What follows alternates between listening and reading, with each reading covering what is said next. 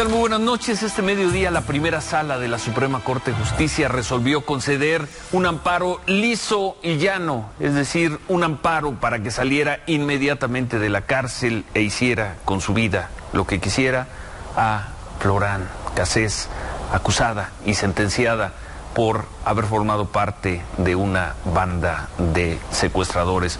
Florán Cassés está a punto de despegar del aeropuerto de la Ciudad de México con rumbo a Francia. Es más, de hecho, el avión despegó hace unos minutos.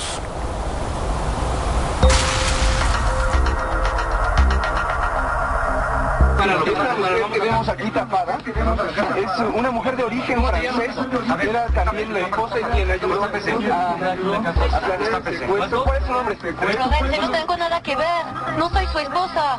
¿Qué hacía aquí? Nada, yo no sabía nada.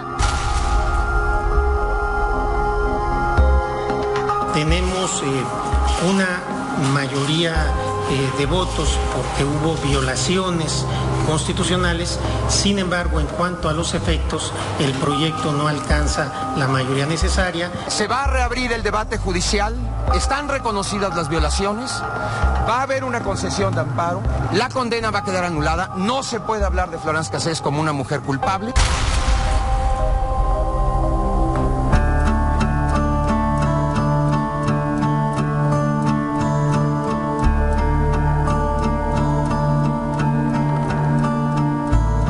Siete largos años después de ese día en el que fue capturada en Xochimilco, Florán Cassés volvió a nacer.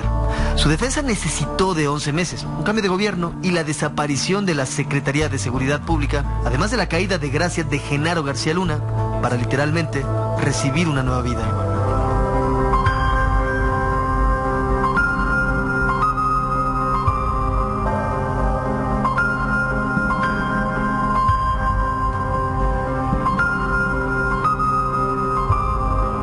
Hacer justicia a las víctimas no significa sentenciar a inocentes de los delitos que ellos padecieron. La esperanza de los franceses es que salga libre, pero que también salga inocente.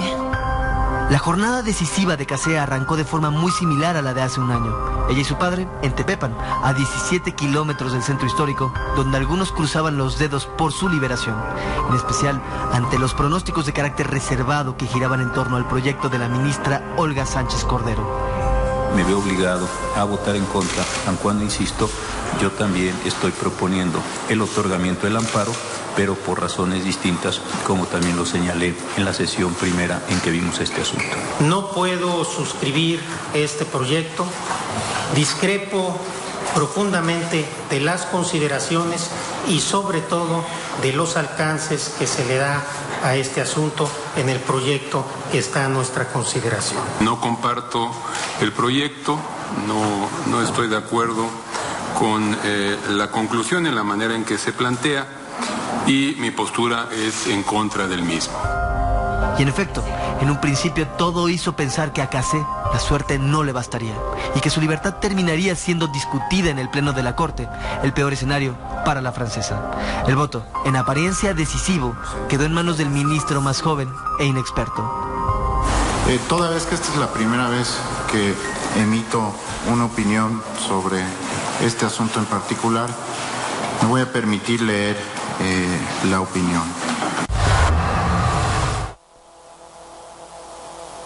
Considero procedente el amparo directo en revisión. Así las cosas, cabe señalar que en esta intervención no abordaré la determinación de culpabilidad o inocencia de la recurrente, únicamente si a la misma se le respetaron sus derechos fundamentales. Pero esta decisión obligó a dar una segunda lectura a las posiciones de los demás ministros. Y es que nadie se había percatado de lo que estaba sucediendo, pero sorpresivamente, con su postura, los ministros habían modificado el proyecto y se pronunciaban por otorgar un amparo liso y llano. Con esto, revivieron lo que la Corte desechó en marzo de 2012, cuando se abría la puerta automáticamente a Florence y se allanaba su regreso a Francia.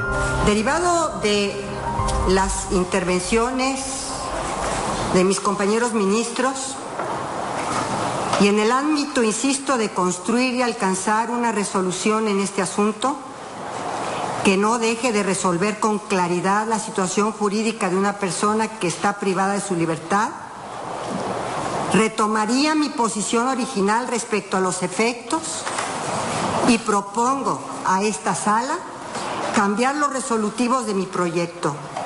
Y si el ministro Saldívar no tiene inconveniente, reincorporaría las consideraciones que expuso en el inicialmente discutido, por lo que hace a estos temas tan relevantes de violaciones al derecho de presunción de inocencia, al derecho de puesta sin demora, y lo que acaba de decir el señor ministro Alfredo Gutiérrez Ortiz Mena, con este agravante, como lo hizo en su momento el ministro Saldívar, de la recreación, o como se ha venido a llamar, el montaje. Propondría a esta sala la concesión de un amparo liso y llano y ordenar de inmediato la libertad de la quejosa. Señor ministro Arturo Saldívar Lelo de la Rea. Con el proyecto modificado. Señor ministro José Ramón Cosío. Voto por el amparo, pero no por los efectos. Señor ministro Alfredo Gutiérrez Ortiz Mena. Con el proyecto modificado. Señora ministra Olga Sánchez Cordero de García Villegas. Con el proyecto modificado. Señor ministro presidente Jorge Mario Pardo Rebolledo. En contra del proyecto. Se instruye a la Secretaría de Acuerdos de esta primera sala para que notifique por los medios más eficaces y expeditos a las autoridades correspondientes que se ponga en inmediata y absoluta libertad a Florence Marie Louise Cassé Crepin. Hoy la máxima casa, se supone de justicia, dio la muestra. No hay justicia, lo que hay es poder. Lo que hay es dinero para poder comprar campañas ante los medios y para poder hacerla aparentar a una secuestradora como inocente. Hoy no creemos en las instituciones y no le podemos pedir al pueblo de México que las cosas cambien cuando no se está respetando el derecho de las víctimas. Y el relato de la francesa que vino a México y que fue sentenciada a pasar el resto de su vida en una prisión concluye sin que se le declare inocente o se desechen los testimonios de quienes la acusan de haberles secuestrado. Pero para Florence Cassé, eso ya no importa. París la espera esta noche. Con imágenes de Gerardo Juárez y Ahmed Velázquez e información de Adriana Estela Flores para Milenio Noticias, Víctor Hugo Michel. ¿Se hizo justicia, señor? Se hizo justicia.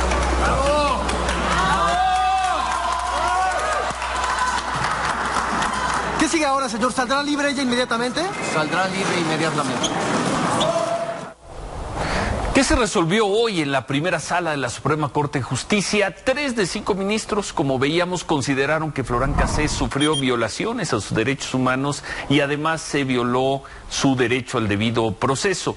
Las violaciones señaladas fueron la de presunción de inocencia, que no se habría respetado, no haberla puesto inmediatamente a disposición de un ministerio público, recordarán, se le retuvo unas horas para hacer una recreación televisiva, un montaje, como lo llaman algunos.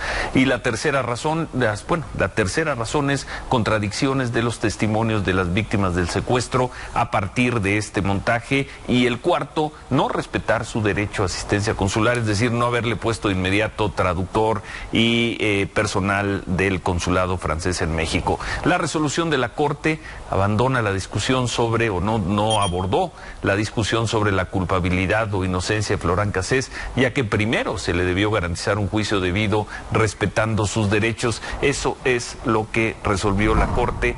Nadie dijo y ya nadie dirá, porque este es un caso completamente cerrado, si la señora Florence Cassé secuestraba o no, formaba parte de la banda de los Zodíacos o no. Distintas instancias de la justicia mexicana, un juez, un tribunal colegiado, un tribunal unitario, la encontraron culpable. Hoy, en una decisión que se estudiará por muchos años, la Suprema Corte de Justicia determina que las violaciones al proceso, al procedimiento, a la forma en que fue juzgada, a las atenciones que debió haber recibido y no recibió, son las que desechan todo el proceso y la ponen en libertad con, como veíamos, un amparo liso y llano, es decir, un amparo que tiene efectos de inmediato y tan fue así que Florán Cassés salió por ahí de las 5:30 de la tarde de la cárcel y poco después de las 9 despegó su avión rumbo a París. La PGR reiteró su respeto absoluto a las resoluciones emitidas por el Poder Judicial de la Federación, admitió que se acató la máxima jurídica que señala que la duda absuelve y por ello se otorgó el amparo a la procesada.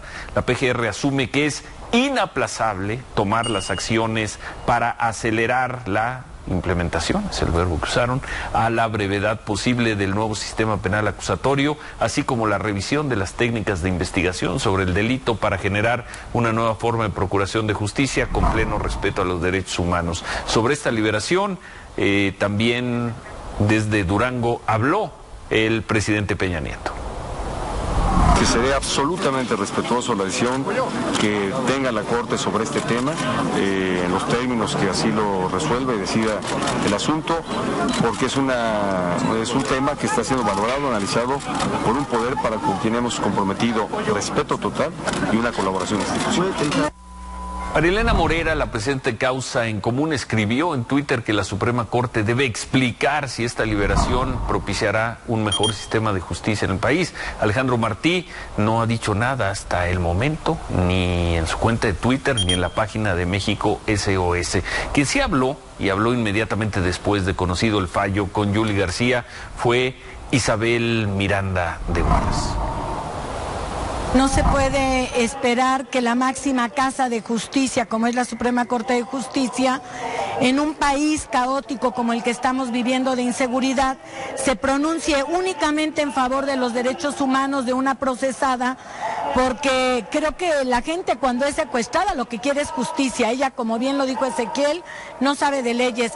Y hoy quedó de manifiesto que las víctimas no cuentan, hoy quedó de manifiesto que lo que vale es el poder, el dinero y las relaciones, y creo que hoy dejan a las víctimas con las manos vacías y el mensaje es de impunidad. Hoy ya no van a tener que abrirle la puerta a los capos con corrupción. Hoy se le acaba de abrir la Suprema Corte de Justicia.